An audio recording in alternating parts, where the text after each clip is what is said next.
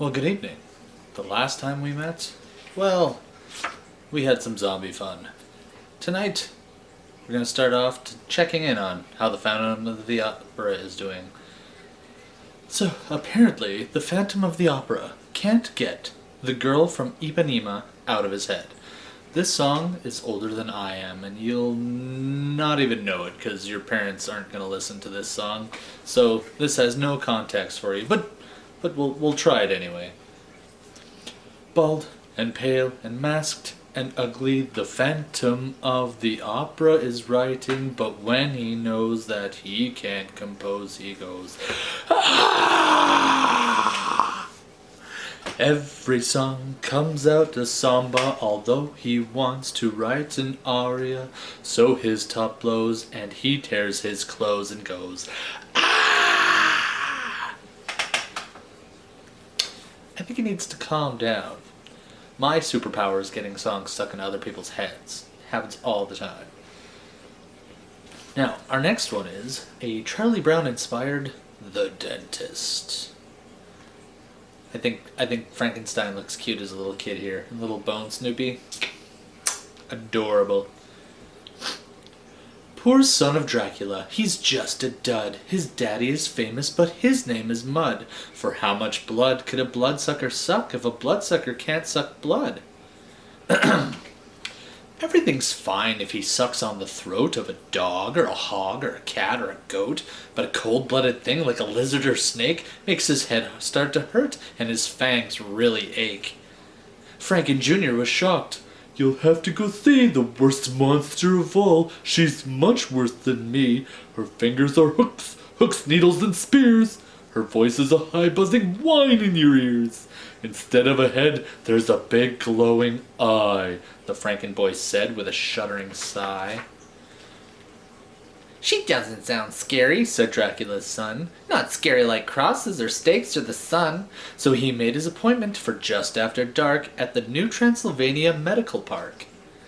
It's awful, he whispered. So cheery and bright, you'd think it would kill them to turn off the light. They need some nice coffins. It's really a shame, young Dracula said as the nurse called his name. He followed inside, and before he could hide, the dentist was standing there right by his side. A note to the timid, or just faint of heart, this story has come to the frightening part. Stop reading, or listening. Put the book down. This is scary. Peligro. Use caution. Beware and be wary. Still here? Very well. Little Drac stood in terror. He knew now he'd made the most horrible error. If he weren't undead, he'd have wanted to die. She was terrible, awful. She smiled, said hi. Her voice was a sweet lilting song in his ears. Her fingers were fingers, not needles or spears. That big glowing eye was a lamp, not a head. It was all so much worse than the Frankenboy said. Young Drac couldn't move, so she forced him to sit.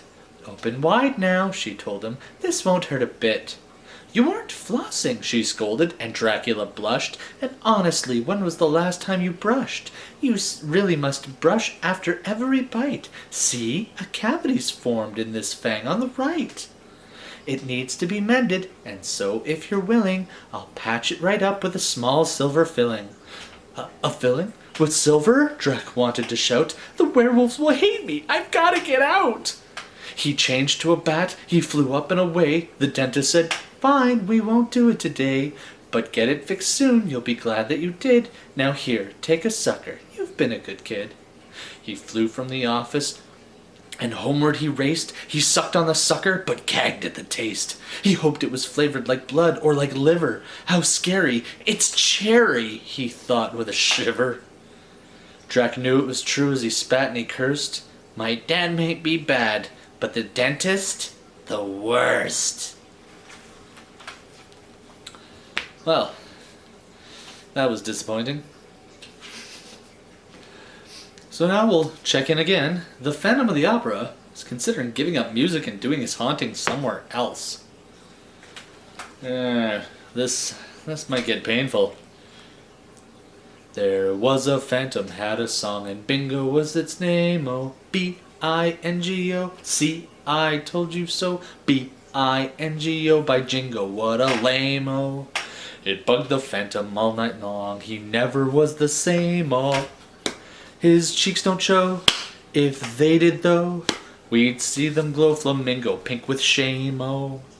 At least the Phantom knows it's wrong. It caused him to proclaim, oh, I'll have no peace, and so I'll just go and haunt a bingo game, oh. I fudged that last one up a little bit. Don't tell anyone. Shh. So we only have 2 left, and I'm going to read them now because I'm tired of this book, and so should you be. Bigfoot can't believe you called him Yeti just now. Wait, what did you say? The Yeti? No way. I know that I'm going a little bit gray, though I'm told all the time I can still pass for 30, but Yeti's all white, except when he's dirty. And man, is he dirty, you might as well know. The Yeti is sweaty despite all the snow. They call him abominable for a reason. That snowman's B.O. is in every season. Hey, sorry I shouted, you gave me a fright. You don't really think we're that similar, right? I think they're very similar, but maybe that's just me. And now, finally, the end of this book and the end of Storytime with Judas, at least in this incarnation. Godzilla pooped on my Honda. Don't ever go to Tokyo. I just heard on the radio that Ghidorah has taken wing to fight some sort of turtle thing, and as the monster flew away, they saw a zipper, plain as day. It seems perhaps these giant brutes are giant men in giant suits. I swear I'm leaving Tokyo. I watched as just 1 week ago some robots crushed my mailbox flat, and only 2 days after that, a moth the size of Fuji goes and chews up all my Sunday clothes. I bought a mothball from the store. It won't fit through the door. And just last night, what did I see? Turdzilla where my car should be. It's not so bad. I'm sure some dupe will pay for real Godzilla poop. I'll make a sign, or better yet, I'll sell it on the internet. And when I've made enough, I'll go to any place but Tokyo. And now, the end. Alright, have a good night's sleep. I'll be doing a different book, a different series of totally tasteless, boring jokes. Bye! All around the opera house, the Phantom throws a tantrum. The song won't die, he doesn't know why. Stop, goes the Phantom.